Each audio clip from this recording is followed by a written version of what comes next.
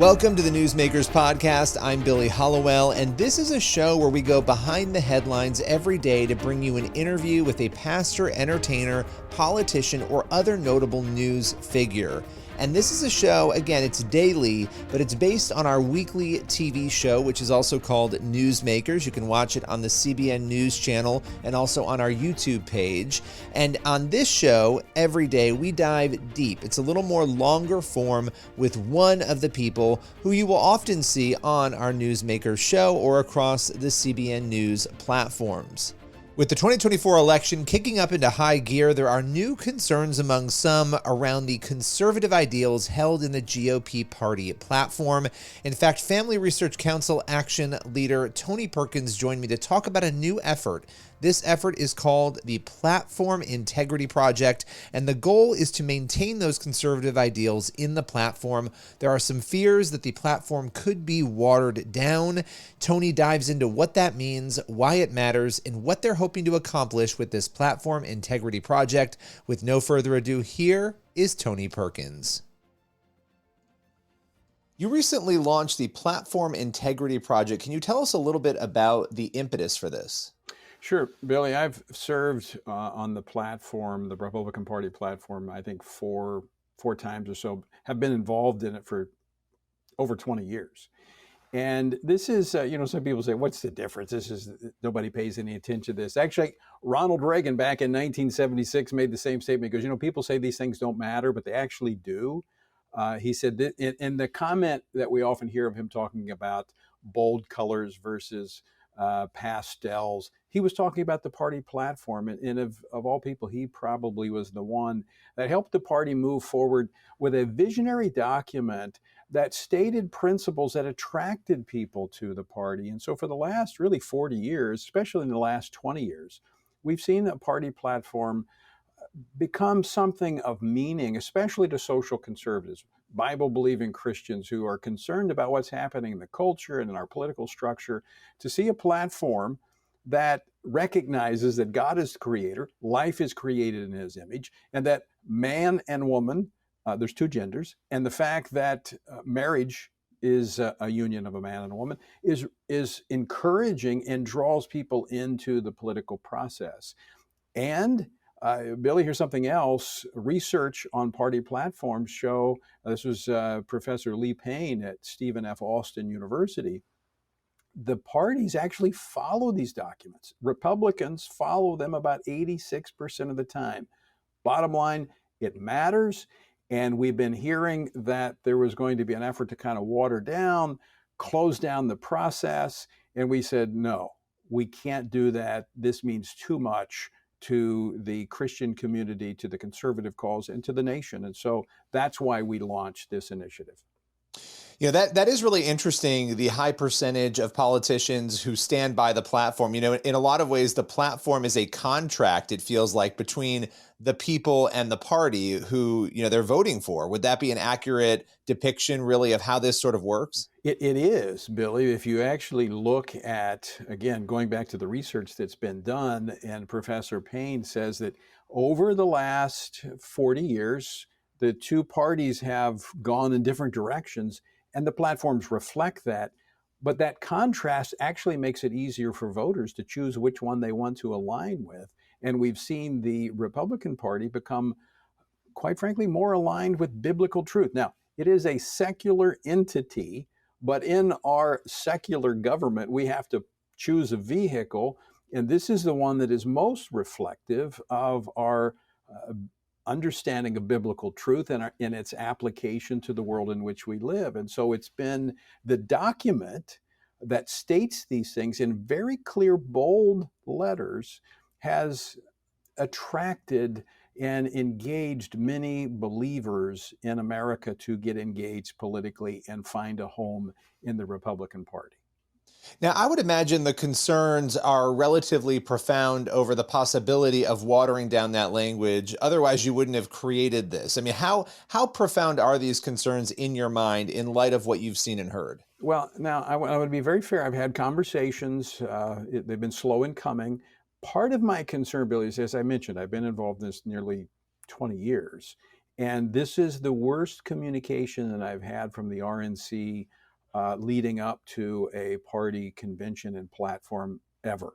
And so that, number one, there's kind of this cone of silence that's been dropped on. And I'm not saying anything here that I haven't said to the campaign and to the party officials, but there's, as of today, now I'm told that there's some changes that they're going to make some accommodations because of the concerns we've raised.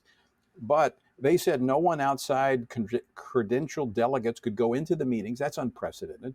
And they've shut out the media. No C-SPAN coverage, no media coverage. That's not the way conservatives do business. We like sunlight. We want the American people to see what we're doing and what we have to offer. That's very concerning to me. And so when I see that, and that I do know, I've not seen the platform. I've had some conversations. They assure me that it's all going to be fine. They are telling me that we probably will have some issues with the life language. But the process matters, because this is a document that delegates, 112 delegates, 2 from each state and territory, come together, work on this to reflect where the conservative movement, the Republican Party is at. But it's not good to do that behind closed doors in secrecy. It needs to be open. This gag rule that I call this, the RNC gag rule, should be lifted. The American people should be able to see the deliberation, the debate that formulates the vision of the Republican Party, their priorities, and their principles going forward.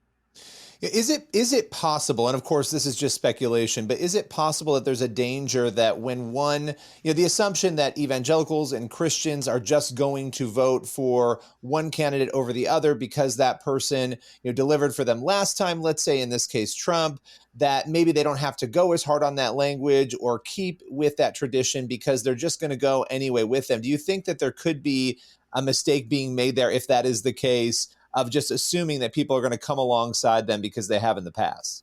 I think there's a temptation to do that. And look, let me just say, I'm very grateful for the 4 years that we had under President Donald Trump, in a host of areas. I mean, obviously, the 3 Supreme Court justices that were constitutionalists that led to the overturn of Roe v. Wade. That obviously is something that we had worked for many years. But there's so much more. Religious freedom, and a strong military defense, a strong economy, so much that the last administration did. However, it's still about the future. We can't live in the past, and we want to make sure that those policies continue. I mean, especially after the 4 years that we've had under this administration that can't tell the difference between a boy and a girl. I mean, we live in a state of total confusion. Look at the economy. I mean, when was the last time you drove through a fast food restaurant and you felt like you were being robbed? It costs so much because of the cost, the inflation. So yes, we're looking for relief, but we want to make sure it's the right relief. We want to make sure America's headed in the right direction. Billy, what voters need to see is that we've got a choice, a very sharp, contrasting choice between visions and candidates.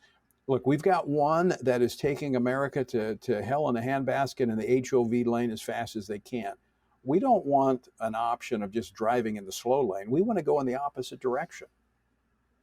Now, when it comes to the Platform Integrity Project, what are you hoping to specifically accomplish in terms of that sunlight? Because you are going to be opening things up for people to actually see what is happening as this process unfolds. For the first time ever, we will actually be scoring votes on the party platform. And so when there are key votes that pertain to life, marriage, human sexuality, religious freedom, those core values that, we talk about making America great again. Well, America can't be great until it's morally good. It has to have that foundation. And that's where that's where the evangelicals have come into the party and been welcomed in years past, although, sometimes not so much so. But those are essential planks to the platform. And so we'll be scoring those. Many of these delegates come, they've been picked by the campaign and by some others to come. And they just feel like they're going to be behind closed doors. They're going to make these decisions based on what somebody else wants. Well, we're going to open up the process. If CSAN's not going to be there, if citizens can't be there to see what's going on, we're going to record these votes. And we're going to post them online at the platformintegrityproject.com website. and people will be able to see. So those individuals who some are in elected office, some want to be in elected office, they'll have to give an account to their constituents back home. Did they vote to support the sanctity of human life? Did they vote to support marriage as a union of a man and a woman? Did they welcome God into America as we have in the past? All that's going to be recorded, and people will have to give an account for how they vote. So let's just talk before we go about the life issue, because obviously the overturning of Roe you mentioned before, that was something that a lot of people thought was never going to happen, would never unfold. The Dobbs decision made that happen. And so a lot to discuss there, but really boiling it down to the public reaction to that, Democrats sort of seeming to think at moments as though it was a winning issue for them to campaign on this, and the GOP trying to find a way to respond to that. When we talk about the language, and obviously we haven't seen this language yet, that will end up being in that platform, how do you think that should be worded? How ideally should the Republican Party, in your view, respond and hold the line on life? Well, let's provide context. I think there is concern, there's fear, and I think the campaign has this. Republicans in general kind of have this. After the midterm election, when what happened is a lot of Republicans ran from the issues and the issue of life. Democrats ran on the issue of abortion. And so when you had a one-sided debate, guess what happened? But there were exceptions to that. There were about a dozen governors who had signed very strong pro-life legislation, from heartbeat to moment of conception bills. And guess what? They all won re-election because they embraced it. They talked about it. They understood the importance of it. They didn't run from it. They weren't silent. So I don't think Republicans have to apologize for moving America back to being a place where we welcome everyone into the world. Regardless of what zip code they were conceived in, we're saying you need to be protected under our laws.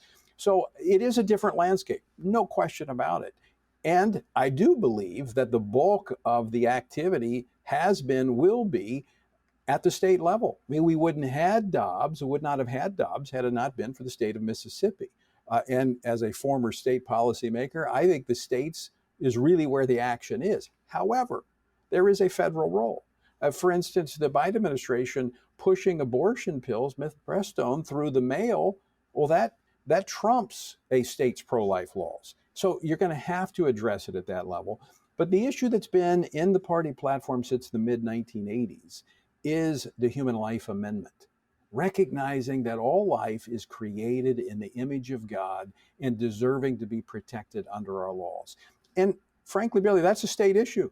It's a constitutional amendment. The states will have to approve it. I think that has to stay in the party platform.